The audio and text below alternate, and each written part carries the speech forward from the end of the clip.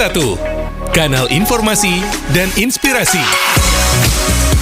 Pro1, kanal informasi dan inspirasi.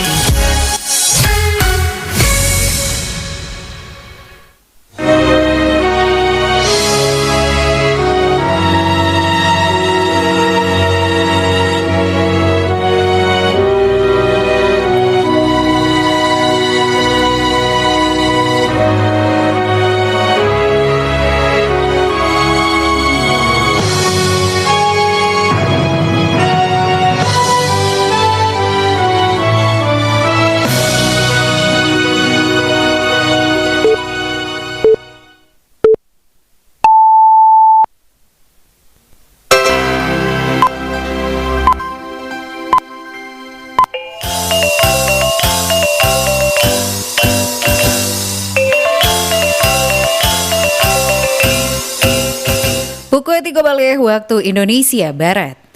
Radio Republik Indonesia Bukit Tinggi Jo Berita Daerah Babahaso Minang.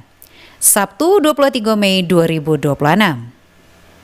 Selama siang pandangan, untuk mengawali perjumpaan siang hari kami sampaikan sari berita utama.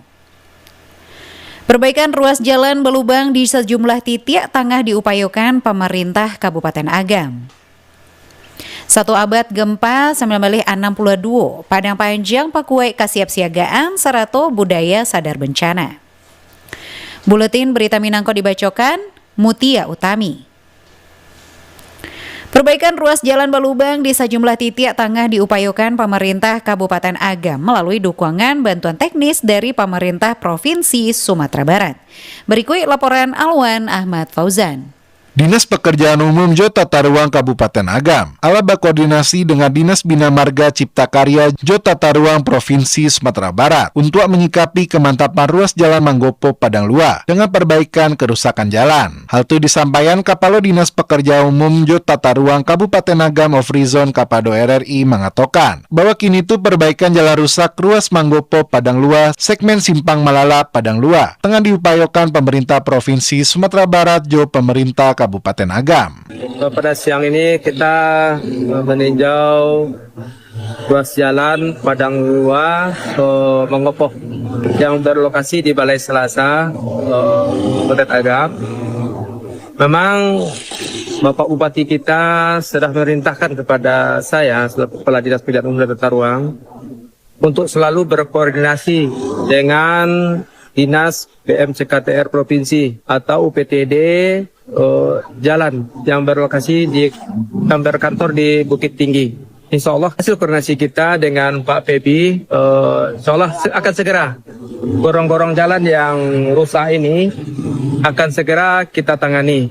Mudah-mudahan dalam waktu cepat akan dilaksanakan. Sementara itu Kapalo UPTD Jalan Jo Jembatan Wilayah Tigo Dinas Bina Marga Cipta Karya Tata Ruang Provinsi Sumatera Barat Febiandra menunjukkan bahwa perbaikan gorong-gorongan mengalami kerusakan akan segera dilakukan selain penanganan di titik tasabui. Perbaikan akan dilakukan secara bertahap mengingat keterbatasan anggaran Jo kebutuhan untuk memprioritaskan titik-titik nan paling mendesak. Manggopo Padang Lua ini sekitar 20 miliar. Setelah ini kita akan lakukan survei. Kita lihat nanti mana yang prioritas, mana yang bisa kita laksanakan karena dia harus tuntas. Mudah-mudahan ada TKD tahap 2-nya, mungkin itu lagi. Jadi kita laksanakan yang prioritas saja dulu Pak. Sebagaimana untuk tahun 2026, terdapat beberapa paket pekerjaan yang akan dilaksanakan melalui dukungan Dinas Bina Marga Cipta Karya Tata Ruang Provinsi Sumatera Barat. Di antaranya ruas Manggopo Padang Lua, Matur Palembayan, Sarato Padang Koto Gadang. Pemerintah Provinsi Sumatera Barat melalui Dinas Bina Marga Cipta Karya dan Tata Ruang Provinsi Sumatera Barat akan melakukan survei lanjutan untuk menentukan titik-titik prioritas dan akan ditangani agar pekerjaan dapat diselesaikan secara optimal. Dari Kabupaten Agam Provinsi Sumatera Barat, Alwan Ahmad Fauzan RRI Bukit Tinggi melaporkan. Pemerintah Kabupaten Agam Tarui bergerak capek dalam menangani pemulihan pasca bencana hidrometeorologi. Salah satunya upaya penambahan lahan relokasi sebagai hunian warga terdampak. Bupati Agam Weni Warlis mengatakan fokus utama Katiko tu salah satunya tatuju pada pemenuhan kebutuhan hunian layak bagi masyarakat dan rumahnya mengalami kerusakan parah atau berada di zona berbahaya. Bupati menyebutkan berdasarkan data terbaru yang dihimpun, tercatat total kerusakan rumah akibat bencana mencapai 2.427 unit. Satu abad gempa 1962, Padang Panjang pakuai kesiapsiagaan Saratu Budaya sadar bencana. Berikut laporan Nofri.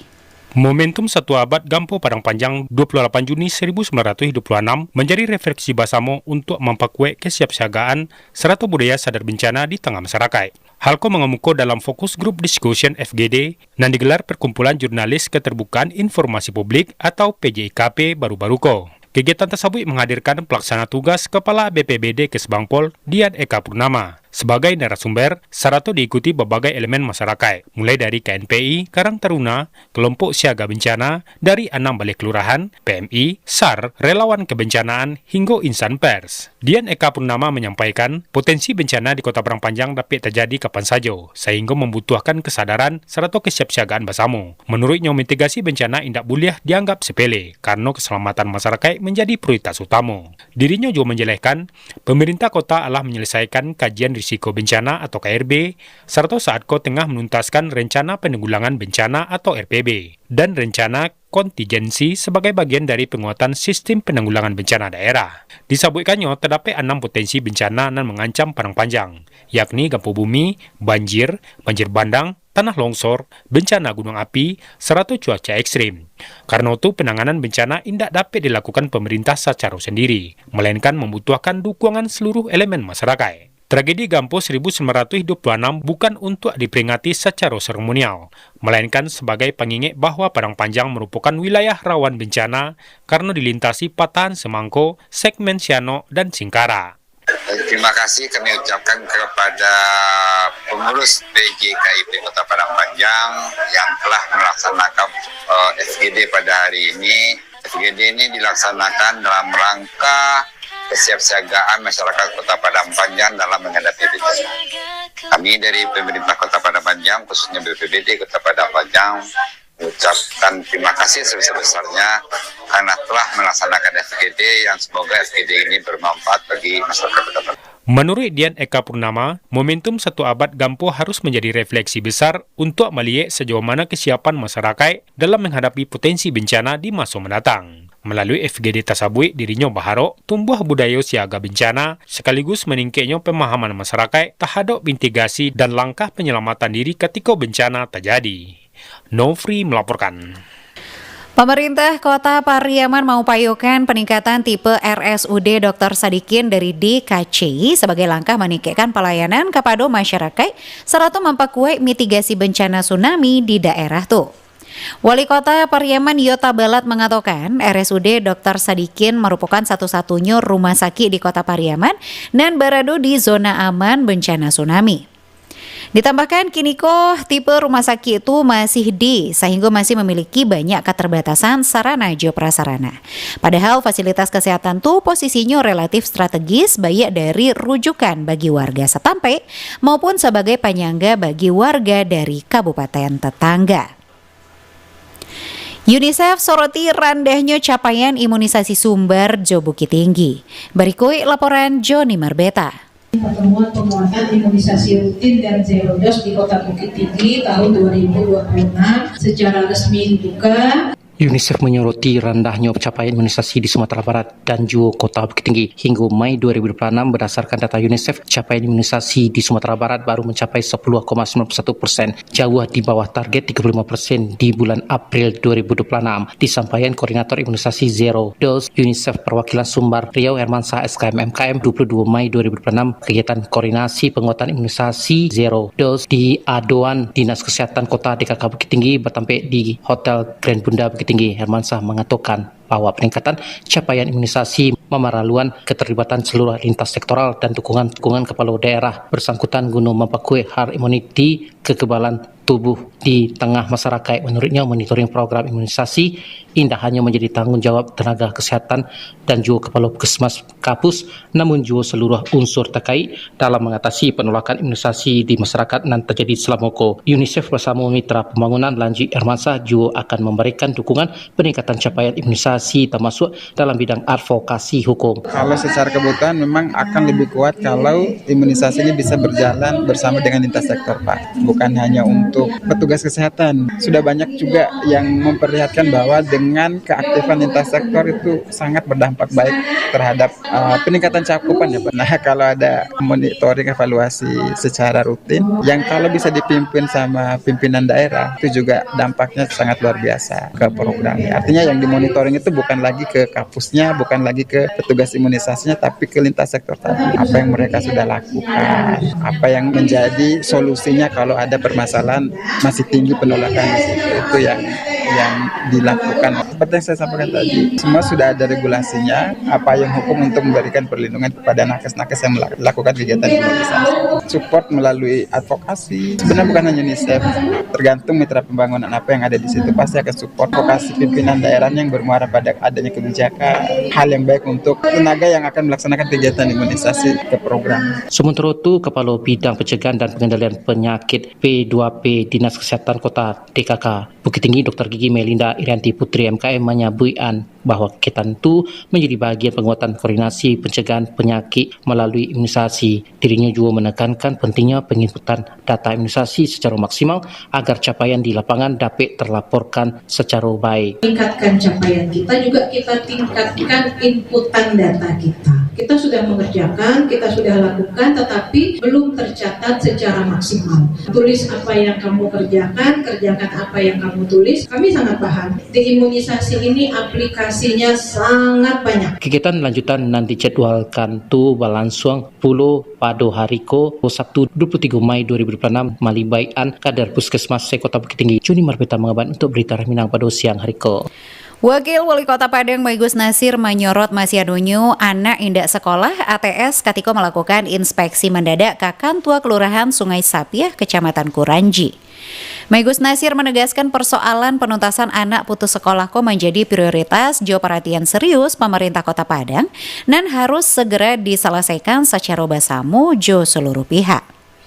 Maigus meminta seluruh unsur kelurahan, perangkat RT Jo RW hingga tokoh masyarakat satampe untuk aktif melakukan pendataan berkala jo tajun langsung ke lapangan. Pemerintah Kota Payakumbuh mengapresiasi atas pelaksanaan wisuda akbar tahfiz ke-6 Perguruan Islam Darussalam sebagai upaya memperkuat benteng iman jo karakter generasi muda di tengah tantangan era digital. Berikut laporan Irsyad.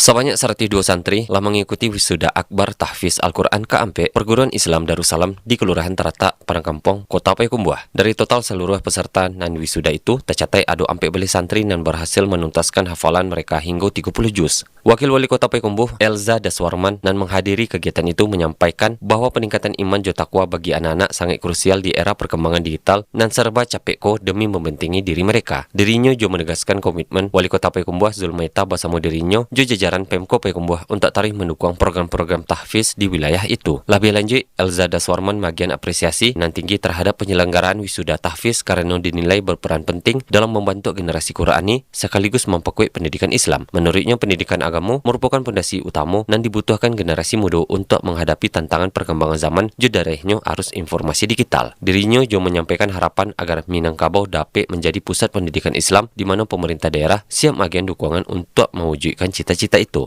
Bapak Ibu hormati, ini adalah tantangan kita bersama. Setiap pondok tahfiz, setiap yayasan yang telah melaksanakan wisuda, hadir beberapa orang anak-anak yang nanti akan membela bagaimana Islam tumbuh bangkit dan berkembang sesuai dengan tuntutan Al-Quran yang kita miliki. Namun harus kita ingat, Bapak Ibu hormati, perkembangan anak-anak dengan situasi saat ini, kita masih membutuhkan sebuah keseimbangan. Wakil Wali Kota Payakumbuh Elza Daswarman juga mengimbau agar karakter juga keimanan anak-anak tarikh dipakuai melalui pendidikan keagamaan supaya mereka mampu menyaring berbagai pengaruh teknologi. Irsyad melaporkan. Sekian berita daerah Babaso Minang untuk siang hari Sabtu 23 Mei 2026. Berita daerah selanjutnya dapat didengarkan besok pagi pukul 6 waktu Indonesia Barat. Ambo Mutia Utami, Salamai Siang.